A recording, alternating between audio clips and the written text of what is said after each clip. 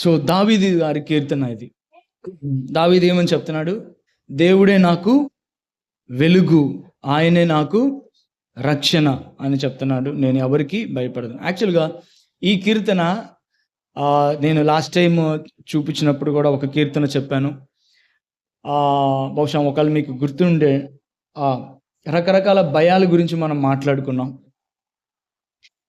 చాలా రకాల భయాల గురించి మాట్లాడుకున్నాం. కొన్ని మంచి భయాలు ఉన్నాయి, కొన్ని ప్రమాదకరమైన భయాలు ఉన్నాయి కదా. కొన్ని మంచి భయాలు ఉన్నాయి, కొన్ని ప్రమాదకరమైన భయాలు ఉన్నాయి. సో మంచి భయం ఏంటి? దేవుని భయం. ఏంటి దేవుని భయం? ఏం చేస్తాడో ఏమో అని ఆ రోజు మనం మాట్లాడుకున్నాం. ఏంటి? గౌరవార్థమైన భయము, ఇంకా నేను దేవునితో కూడా ఉంటానా ఉండనా, నా రక్షణ గురించిన భయము. ఓకే, సో ఇటువంటి మంచి ఆరోగ్యకరమైన భయాలు మంచిది. సో ఇంకా మనుషులను బట్టి మనం భయపడతామని, ప్రత్యేకించి ఆ రోజు నాలుకను గురించి మనం చూసాం. ఎలా ప్రజలు ఎలా కొంతమంది ఎలా కుతంత్రాలు వేస్తారో, ఎలా చేస్తారో అన్న విషయాన్ని మనం చూసాం. ఇక్కడ కూడా కొంచెం అదే విషయాలని ఇక్కడ మనం చూడొచ్చు దావీదు గారి కీర్తనలో. మరలా యెహోవా నాకు వెలుగు, నాకు రక్షణయే ఉన్నాడు, నేను ఎవరికి భయపడుతును. యెహోవా నా ప్రాణదుర్గము, ఎవరికి వెరతును. సో దావీదు ఏ భయాలు గుండా వెళ్ళాడు? ఎవరి నుంచి భయాలు గుండా వెళ్ళాడు? దావీదు గారు తన జీవితంలో ముఖ్యంగా మొదట 15 సంవత్సరాలు లేకపోతే 20 సంవత్సరాలు అనుకోవచ్చు, ఎవరి ద్వారా భయపడ్డాడు? సౌలు ద్వారా భయపడ్డాడు కదా. సో దావీదు ఏం చేయకుండానే సౌలు అసూయను పెంచుకొని, సో దావీదు వెంటబడడం, చంపడానికి ప్రయత్నించడం. ఓకే, దావీదు బయట తిరగాల్సి రావడం, ఎక్కడో గుహల్లో దాక్కోవడం, అడవుల్లో తిరగడం, వేరే రాజ్యాలకి వెళ్ళడం జరిగింది. ఎవరి నుంచి తప్పించుకోవడానికి? వాళ్ళ సొంత రాజైన సౌలుని తప్పించుకోవడానికి. ఇంకా ఇంకా ఇంకా తర్వాత తప్పించుకోవడానికి కూడా మరలా రాజైన తర్వాత కూడా తిరిగాడు. ఎప్పుడు? ఎవరి ద్వారా? సొంత కొడుకు ద్వారా కదా. సొంత కొడుకు ద్వారా, అబ్షాలోము ద్వారా మరలా బయట తిరగాల్సి వచ్చింది. సో ఇక్కడ చూడండి ఏమంటున్నాడు? ప్రాణదుర్గం అంటే ఫిజికల్ మరణం గురించే మాట్లాడుతున్నాడు. ఆయన నిజంగానే చాలాసార్లు తప్పించుకున్నాడు. ఒకసారి సౌలు బల్లెము వేయబడితే ఆయన తప్పించుకుంటాడు. సో చాలాసార్లు ఆయన ప్రాణాపాయం నుంచి తప్పించుకున్నాడు. సో అదే ఇక్కడ చెప్తున్నాడు, నా శరీర మాంసము తినుటకై దుష్టులు నా మీదకి వచ్చినప్పుడు, నన్ను బాధించు శత్రువులు నా మీదకి వచ్చినప్పుడు ఏమైందంట?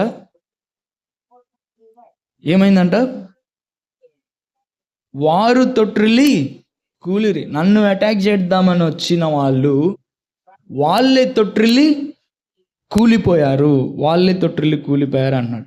దీనికి కారణం ఎవరు? యెహోవా నాకు వెలుగు, నాకు రక్షణ ఉన్నాడు కాబట్టి నన్ను కొడదామని వచ్చిన వాడే తొట్టిల్లిపోయాడు. ఇంకా 3వ వచనం, నాతో యుద్ధము చేయుటకు దండు దిగినను, నా హృదయము భయపడదు. నా మీదకి యుద్ధము రేగినను, దీనిలో నేను ధైర్యము విడవకుందును. ఎందుకు?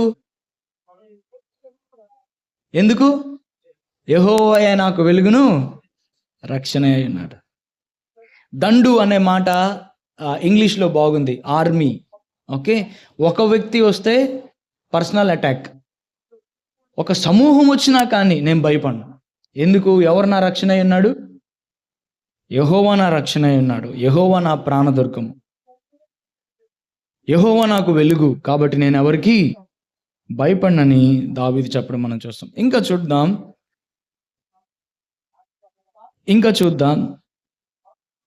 4వ వచనం చూడండి. ఎవరైనా చదవండి.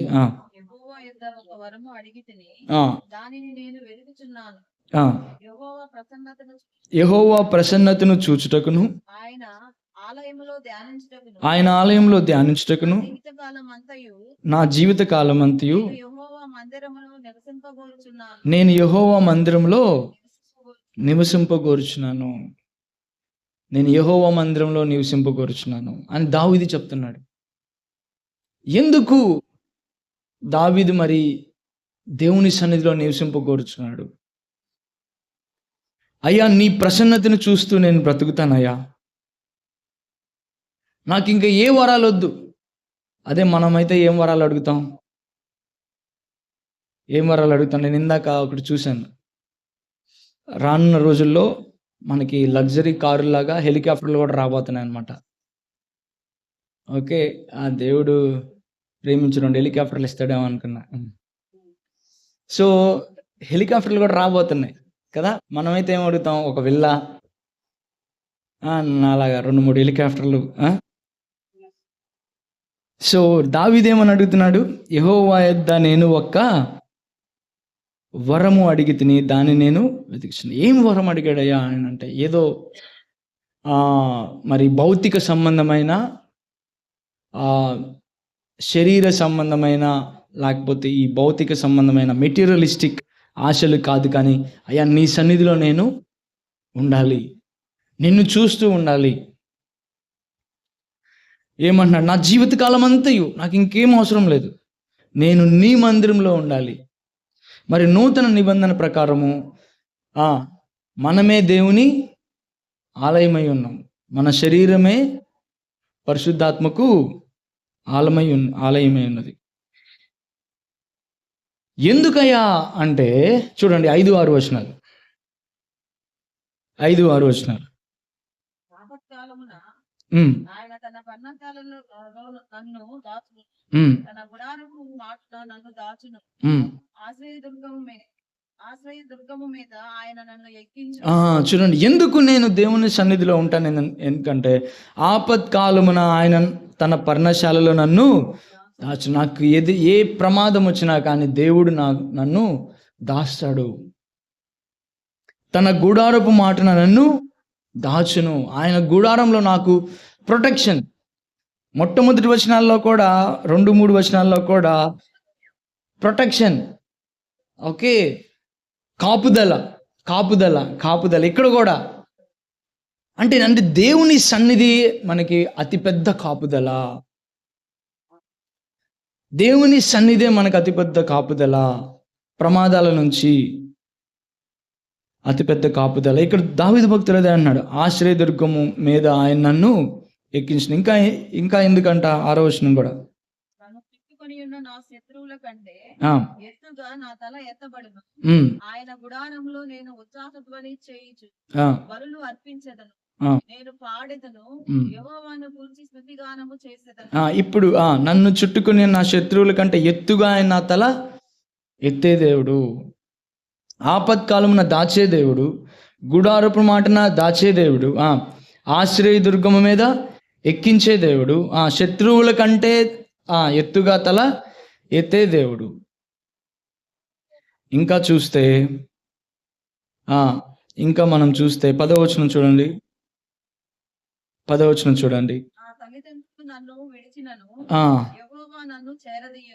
తల్లిదండ్రులు విడిచినా కానీ విడువని దేవుడు నా దేవుడు. తల్లిదండ్రులు విడిచినా కానీ విడువని దేవుడు అంటే చాలా దగ్గరున్న వాళ్ళు కూడా నన్ను రిజెక్ట్ చేయొచ్చు.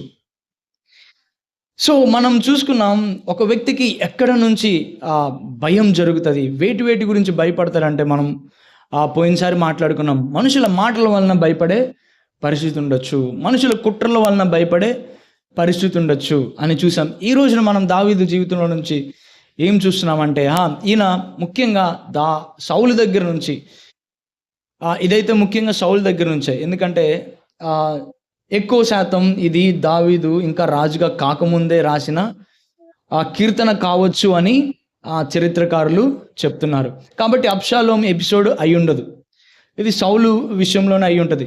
సో తన వెంట తన ప్రాణానికి తనకి ప్రాణహాని ఉన్నప్పుడు దేవుడే ఆశ్రయంగా మరి దావీదు జీవితంలో ఉన్నట్లుగా మనం చూస్తున్నాం. అంటే కాపుదల ఎక్కడెక్కడి నుంచి కావాలంటే ఆ ప్రాణానికి కాపుదల కావాలి. ఇంకా చూడండి, ఎక్కడి నుంచి కాపుదల కావాలంటే మనం లాస్ట్ టైం చెప్పుకున్నట్టే 12వ వచనం చూడండి. ఎవరంట? అబద్ధ సాక్షులు. అంటే ఏంటి? అబద్ధ సాక్ష్యం అంటే ఏంటి? ఒకటి జరిగితే ఒకటి చెప్పడం. ఓకే, యేసుక్రీస్తు కోసం, యేసుక్రీస్తుకి శిక్ష పడడానికి ఎవరిని పెట్టుకున్నారు? అబద్ధ సాక్షుల్ని పెట్టుకున్నారు. ఇతను దేవదూషణ చేశాడు, ఓకే, ఇతను 3 దినాల్లో దేవాలయాన్ని లేపుతానని చెప్పాడు, మేము విన్నాము, నిజంగానే దేవుడు అన్నాడు, కానీ ఆ మాటల ఉద్దేశం వేరు. అయితే అబద్ధ సాక్షులు, ఇంకా ఎవరి విషయంలో అబద్ధ సాక్షులను పెట్టారు? మీకు గుర్తుందా? ఇంకా ఎవరి విషయంలో అబద్ధ సాక్షులను పెట్టారు? అపోస్తల కార్యాల్లో ఎవరి గురించి పెట్టారు అబద్ధ సాక్షుల్ని? పౌలు గురించి పెట్టారా? ఇంకా చెప్పండి, పర్లేదు, ఏం కాదు. స్టెఫను గురించి కూడా అబద్ధ సాక్షులను పెడతారు 7వ అధ్యాయంలో. ఓకే, వాళ్ళు ఆయన చేయని పనులు కూడా చేసినట్లుగా చెప్పడానికి ద్రవ్యం ఇచ్చి, ఓకే, వాళ్ళ పవర్ని ఉపయోగించి అబద్ధ సాక్షులు పెడతారు. ఇక్కడ కూడా చూడండి, ఎక్కడి నుంచి మరి ప్రొటెక్షన్, ఎక్కడి నుంచి కాపుదల అంటే అబద్ధ సాక్షుల నుంచి. క్రూరత్వము వెళ్ళగొక్కువారంట వాళ్ళు. నా మీదకి లేచి ఉన్నారు, నా విరోధుల ఇచ్చకు నన్ను అప్పగింపు. నా విరోధులు ఏం చేస్తున్నారంట? అబద్ధ సాక్ష్యాలు పలుకుతున్నారంట, క్రూరత్వాన్ని చూపిస్తున్నారంట ఆయన మీద. వాళ్ళ దగ్గర నుంచి నాకు కాపుదల కావాలి, నాకు కాపుదల కావాలని దావీదు అడుగుతున్నాడు. సో మనం చూసాము, ప్రాణహాని, ప్రాణం నుంచి కాపుదల, ఓకే, మనుషుల యొక్క ఇట్లాంటి అబద్ధ సాక్ష్యాల నుంచి కాపుదల, క్రూరత్వం నుంచి కాపుదల, విరోధుల ఇచ్చకు నన్ను అప్పగించొద్దయ్యా. వాళ్ళు ఏదేదో ఆశపడతారు, నన్ను అవమానించాలని ఆశపడతారు, నేను పడిపోవాలని ఆశపడతారు, వారి ఇచ్చకు నన్ను. సో వెర్బల్ ప్రొటెక్షన్ అని నేను రాసుకున్నాను. ఓకే, కాపుదల ఇంకెక్కడి నుంచి అంటే, ఇంకెక్కడి నుంచి కాపుదల కావాలి అంటే 11వ వచనం చూడండి, ఇంకెక్కడి నుంచి కాపుదల?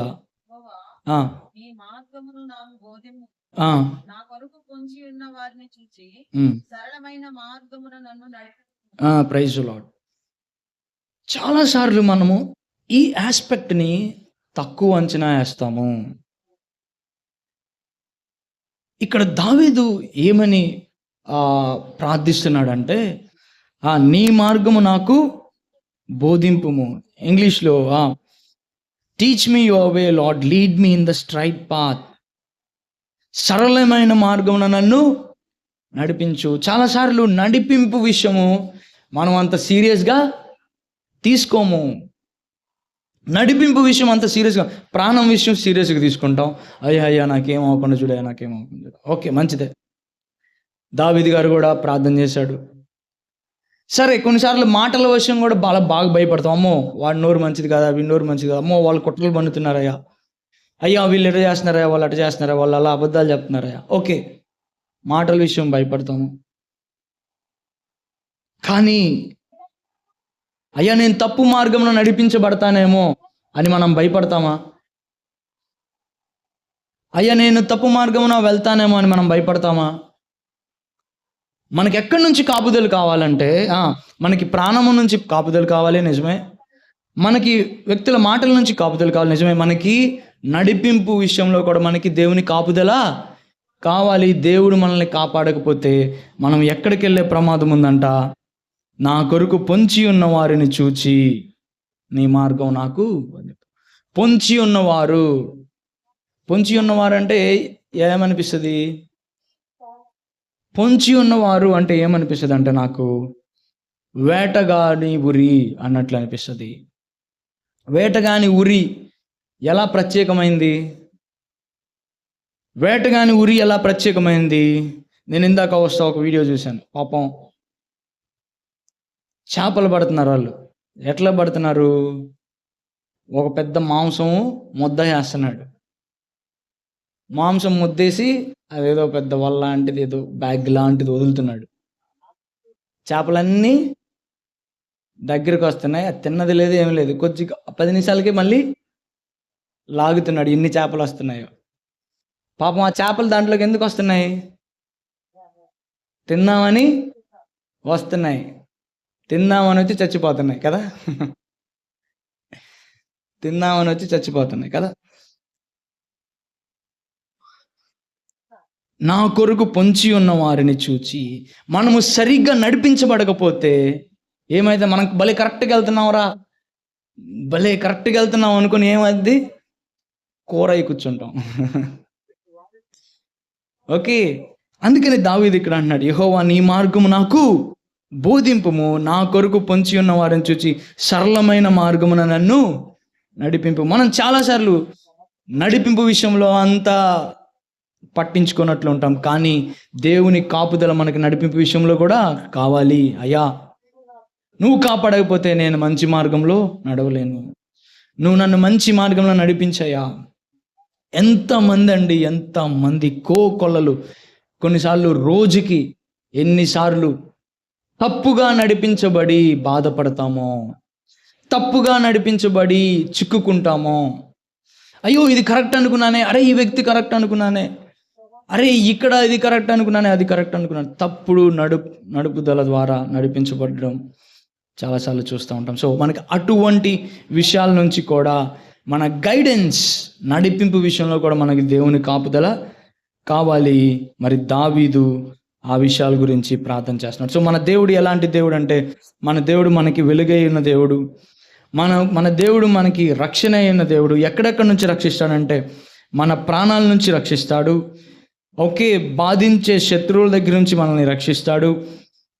ఇంకా మన మీదకి ఒక దండు వచ్చినా కానీ, ఒక ఆర్మీ మన మీదకి వచ్చినా కానీ ఆయన మనల్ని రక్షిస్తాడు.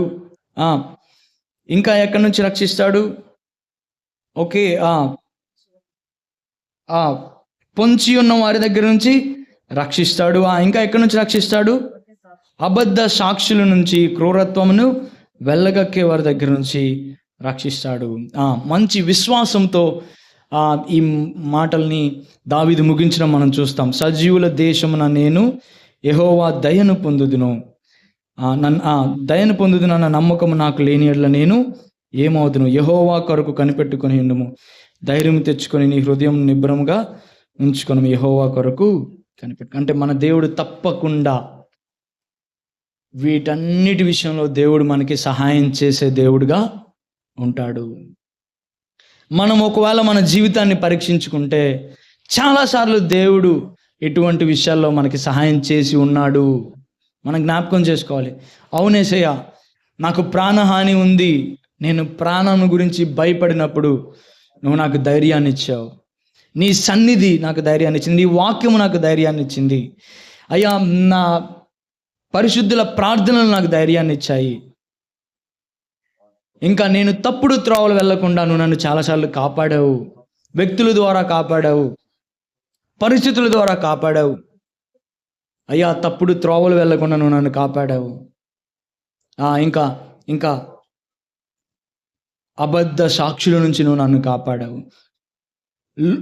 మరి మనుషుల యొక్క క్రూరత్వం నుంచి నన్ను కాపాడావు.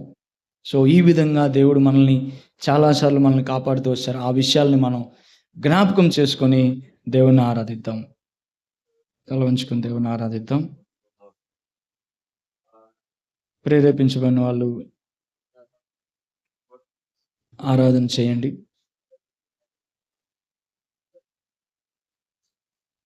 ఆరాధన చేద్దాం.